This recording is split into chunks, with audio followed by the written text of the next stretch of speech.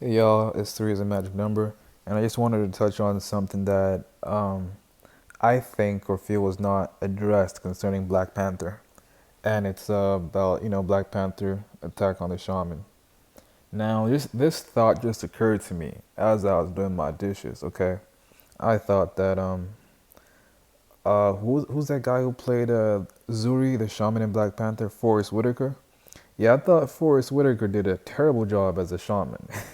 That thought just came to me like out of nowhere. It just popped into my head, and I started to then later on think more about his character and the role that his character played. He played Zuri in Black Panther. I'm talking about Black Panther, the first movie, obviously. The only movie about Black Panther that is out right now, 2021 January, and I just realized his story was basically, they villainized the character of the African village shaman or the African kingdom shaman, whatever, the African shaman. They villainized his character because um, Eric Killmonger kills him. Okay, kills him once Zuri, the shaman, confesses that he was there when you know T'Challa, Black Panther's father, who was the Black Panther at that era, killed Eric Killmonger's father, who is T'Challa's uncle. If y'all getting confused with the names and everything, please go watch Black Panther. But I assume if you're watching this video, you've already seen the movie and you're already acquainted with the characters I'm mentioning right now. So it just occurred to me that because a shaman is supposed to live in truth, right? A shaman is supposed to live in truth. Is supposed to have a certain level of integrity in their heart. And Eric Killmonger realizes that um, one of the major, one of the people who were key in, you know, his feelings of abandonment from Wakanda and his, growing up without a father. His father was killed when he was still young, and that led to a lot of confusion in his. Well, I won't say led to a lot of confusion, but it led to the journey that he took. It led to the path that molded him into the character that he is. He's very angry. He's very, resentful. He's been done wrong on a deep level. He's been abandoned. That's a terrible crime to abandon a child.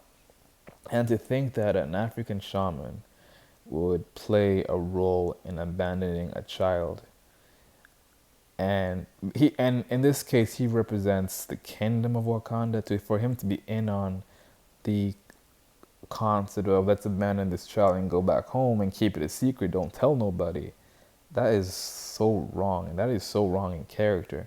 And Eric Killmonger rightfully kills him, and we don't think twice about it because we kind of understand where Killmonger is coming from when he does, especially because when he does kill him, um, Zuri makes an error of um, interjecting himself in the middle of a ceremonial battle for kingship, which is against the rules. He's not supposed to do that. And he does so out of guilt. He's admitting his guilt. Okay, that it's also his fault too that Killmonger's the way he is and he's been abandoned and whatnot. And so Killmonger has two good reasons to, take his life, to stab him. One is interrupting a ritual battle, and two, uh, it got personal because he realizes that uh, a lot of the pain and suffering that he went through, that Killmonger went through, Zuri is responsible for that. So it kind of like, I think, it kind of went over our heads on the first, second, and even third viewing when he kills this man because, like, this guy's trash. But I'm starting to realize that that was so wrong because here's the thing. There's two. Let me put it this way. There's two things that I'm upset about with Black Panther. One is um, the idea that an African American would not be welcomed into an African nation. That to me is psychologically not healthy as a concept or idea to be putting on screen.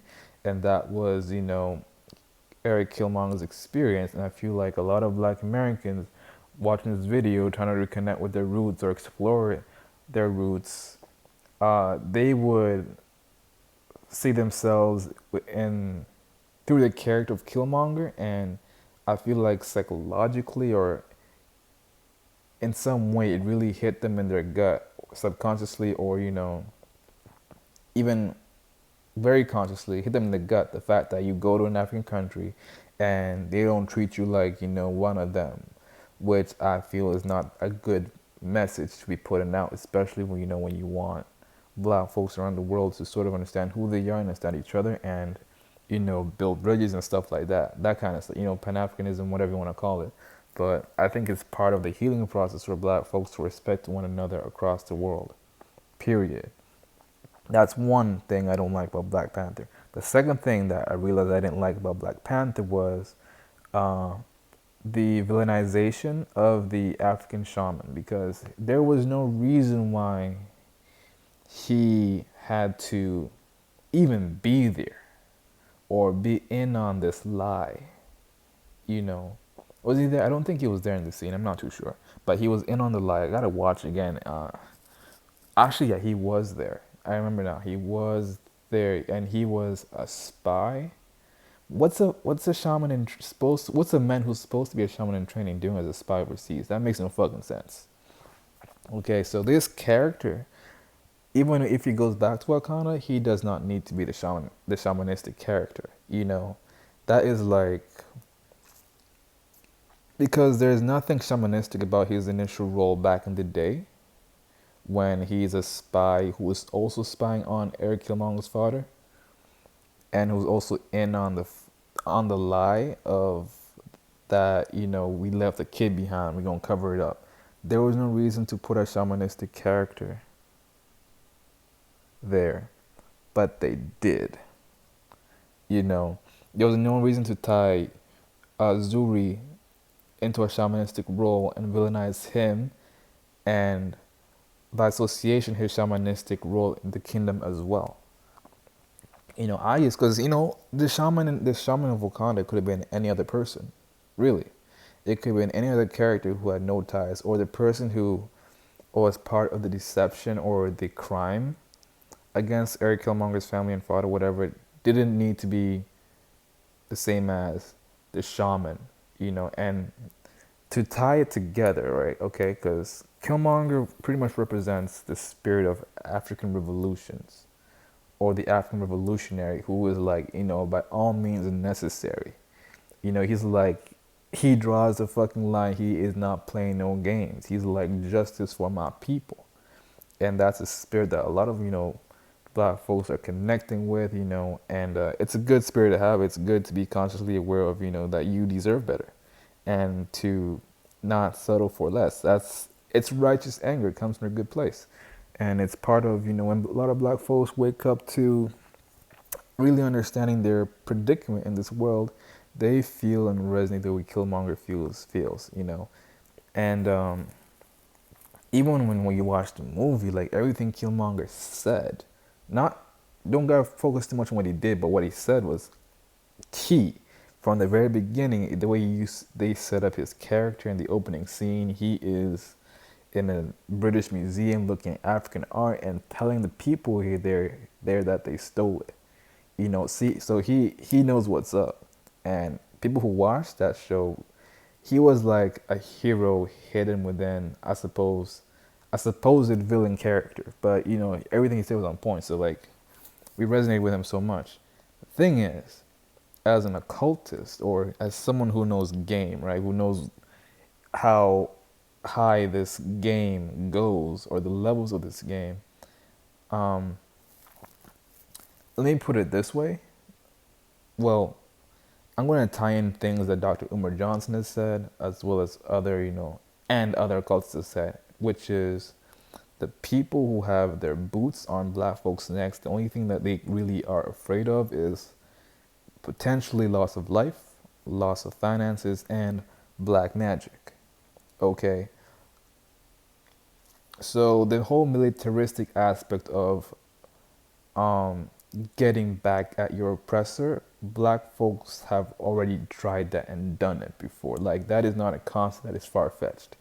And you could say, in a way, violence or to even revolt or riot is a language that is universally spoken and understood, and it's easy to kind of pick up on it or pick up on that kind of energy or to act in that way.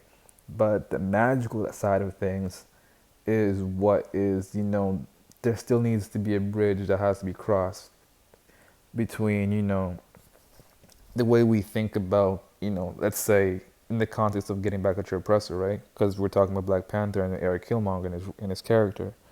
We still haven't, a lot of black folks have not thought on the level of magic, voodoo, palo. Niggas still scared of that kind of shit. And that is really um, how they would connect with some of the deepest aspects of their roots and their true power. This is not no game. Like when you seriously have your magic, you will get rituals in the dream realm telling you what to do to get back at the motherfuckers that be, on your neck. Like nobody is gonna be a problem anymore. No one is a like it's some deep shit. Like you solve your issues from a higher dimensional leveling, and that will trickle down to this level. So basically, if we got the problem of so and so got their boot on our neck doing this, that, and the other to our communities, and we're trying to like organize and fight back. The magical aspect of it, the shamanistic aspect of defending yourself with those psychic abilities or spiritual powers, magical powers, is so key. And what they did in Black Panther was a ritual of getting the militaristic or getting the fiery, energy of we need better, we deserve better, we ought to be free, that Malcolm X type energy, and getting that to turn against the shamanic energy or the spiritual energy. Basically, that is like, it's kind of like taking your two best soldiers and turning them against each other. And niggas didn't catch that part. We didn't catch that, and we accepted it because we felt like Zuri deserved it for what he did, for getting what he represented, which was basically how we kind of agreed to this programming or how we agreed to this ritual because we felt it was deserved. We got caught. Niggas, we got caught in this game. So fuck it. I'm gonna do a I'm thinking about actually doing a ritual to resurrect Zuri because lately, and probably it's just because of the emotions I've been having, around this time of the year, I've been feeling a bit, not really seen or not really valued for who I am and what I have to offer to those around me because I just feel like I don't fit in. I'm very different. I'm shamanistic in nature, and I feel like folks don't really be seeing me like that. But and I think those feelings made me reflect on this movie and this aspect of the movie, because those folks I'm talking about, like they be on this, black power shit too.